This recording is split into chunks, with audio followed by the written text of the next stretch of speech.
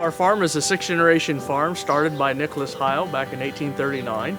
We're located kind of up here in this northwest part of Ohio, Kenton, and it's my dad and I. We farm together, and it's always my dad's my right-hand man, and there's just so much that we do together, and really enjoy coming back to the family farm and working with Dad. So why did I choose subsurface placement? Is because I wanted to start understanding where to place the nutrients, because the roots want moisture, and in order for the plant to take those up, the nutrients have to be attached to water. And so to me, as a no-tiller, I wanted to be able to place my nutrients in a spot where the roots can access it when we need it the most, and that's looking at that July and August when it's the driest. As I started understanding, well, how does a Salford or a Montag Bach actually work? And when you break it down, all it is a hydraulic motor driving augers.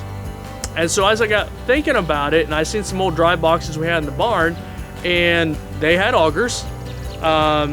And with the technology that we've had in the past, the knowledge that I have, I was like, well, I have hydraulic motors sitting around that we take off of electric drive planters. So what if we take a hydraulic drive motor, hook it to a shaft, and then use a rate controller and calibrate it? And so for now, this is kind of Dad's prototype.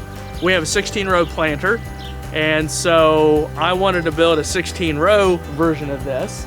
However, Dad said, well, we're going to build an 8-row version first, and so this is the 8-row version. And so we're using a Yetter coulter. We're going down 4 inches underneath the soil profile, and we're putting a band of fertilizer about 2.5 to 3 inches from the corn row.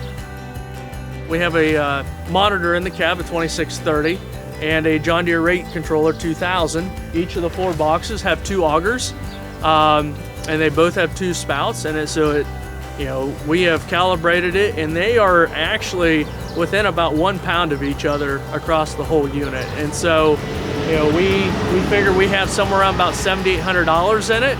And so when you look at a farm that's 280 acres, this is something that I think is very economical and feasible. And it doesn't take a whole lot of horsepower to full, even though you do see it on an 8320. That's just because we're trying to utilize the same GPS that we're going to use for the planter. So going forward, if we could start seeing some of those results as an A, we can start placing those nutrients where we need them. B, if we can start modifying how we apply our phosphorus, to see, does banding actually work, or does it need to be more in a strip till? So since it takes low horsepower, if a farmer wants a design like this, they don't have to change their tractor.